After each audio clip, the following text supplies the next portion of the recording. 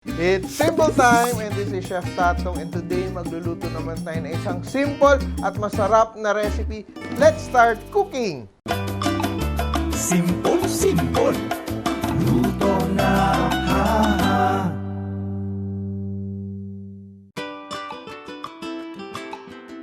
This recipe is part of our Simple Cookbook series and ginawa namin ng paraan para yung pagluluto natin maging as simple as ABC.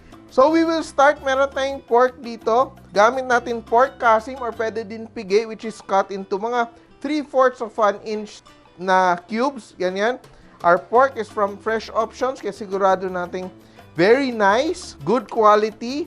And we just season it very simply with soy sauce. So we're using Silver Swan soy sauce, garlic, and black pepper. Yan. So we season that. And one secret in tenderizing the pork, if you need to tenderize your pork, is to add a bit of baking soda. So 1/4 teaspoon of baking soda. No? Just a little because if you add too much, magiging mapait siya. Yan. So that, we add that to the marinade. Yan. I will just continue. I will add cornstarch. I have 1/2 cup of cornstarch. Ang una-una natin gagawin is to prepare the pork. And we add water. Just enough water to wet the batter, no? Wet the cornstarch. So you can just leave that in your chiller for a while and let it continue to marinate. But in our case, we will just fry. Our oil is already hot and I will drop the pieces of pork into my hot oil.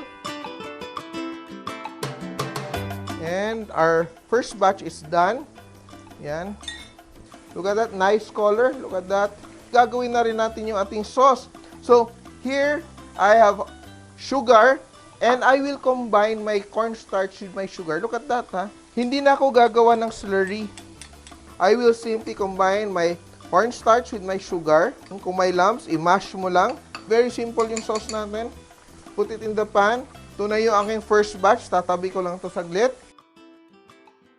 Yan. It's very crispy.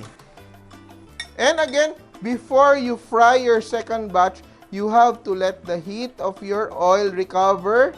Yan, tumahimik na siya. Ibig sabihin, it's already hot enough.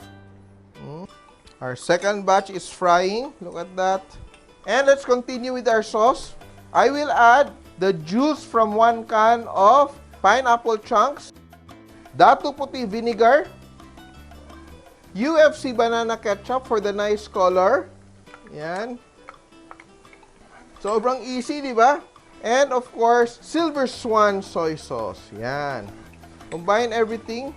And we just turn on the heat and let it thicken. So we just wait for that to simmer. How easy is that? And we're waiting for the sauce. Yung gagawin ko dito, I will allow my oil to heat up again.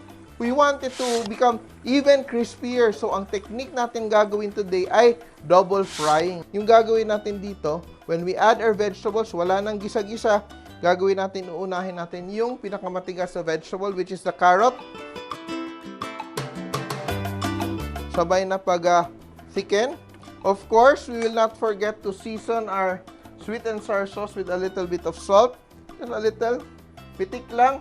And black pepper. Yan. As always, we season what we're cooking. And that's done. And my oil is hot enough. And dahan-dahan para hindi tayo Yan. And our sauce is done. Look at that. Very nice. Nice color. Tingnan mo, sobrang ganda ng kulay. And put this pork aside.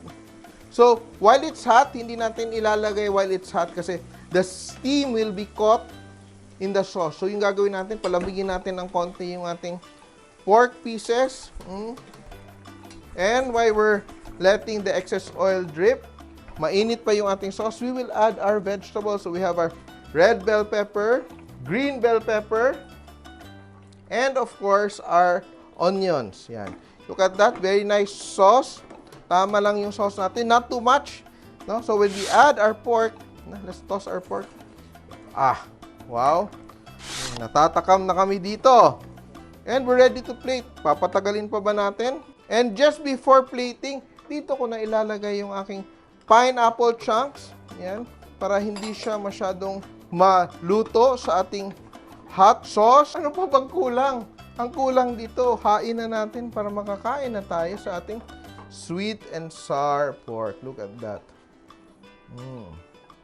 Kaya here it is, our version of sweet and sour pork, made easier, made more simple for you.